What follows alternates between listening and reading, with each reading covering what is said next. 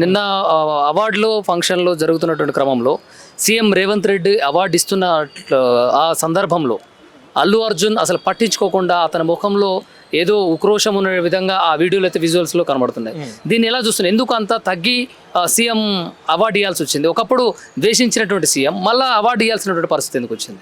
అదే అంటున్నా కదా, గద్దర్ పేరు మీద అవార్డు ప్రకటించుడు, జ్యూరీల నియామకం, ఆ ప్రోగ్రాము, ఆ మొత్తం చేసే తీరే బండలు ఉన్నది, బేకారు ఉన్నది.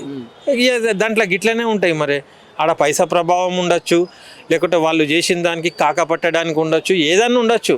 దీంట్లో నేను అల్లు అర్జున్ది తప్పేం పట్టా. నేను ఎందుకు పట్టా అంటే ఆయన ఒక ఆర్టిస్టు, వాళ్ళు అవార్డు ఇచ్చిండి, ఈయన తీసుకున్నాడు. అది కాదు నేను అనేది. ఏంటంటే ఇక్కడ ఒకరి మీద విభేదం కాదు, ద్వేషం కాదు. మీరు ఏదైతే ప్రణాళిక పెట్టుకున్నారో, గద్దర్ అవార్డ్స్ రెగ్యులేషన్స్ పెట్టినరో దాన్ని ఎవ్వరు కూడా ఫాలో కాలే. తద్వారా ఏమైందంటే నిజాయితీగా అవార్డు పొందాల్సిన సినిమాలకు అందరికీ అన్యాయం జరిగింది.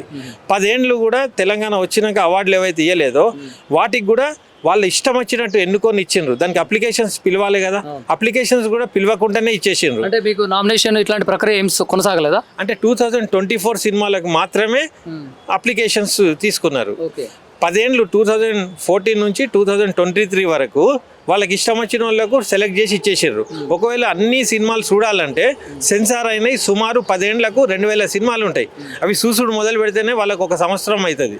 అంటే 600 చిల్లర రోజులు అవుతాయి. అంటే దాదాపుగా తెలంగాణలో ఎంతమంది డైరెక్టర్లు, ఎంతమంది రైటర్లు సినిమా తీసే వాళ్ళు ఉంటారు. అంటే వాళ్ళందరికీ ఎందుకు ఇన్ఫర్మేషన్ అనేది పాస్ చేయలేదంటారు?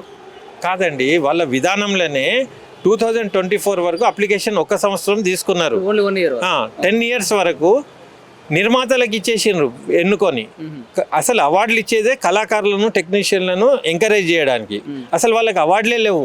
కాబట్టి అవార్డుల ప్రక్రియే టోటల్ బోకస్. ఇదంతా ఇమ్మెచ్యూర్ యాక్ట్.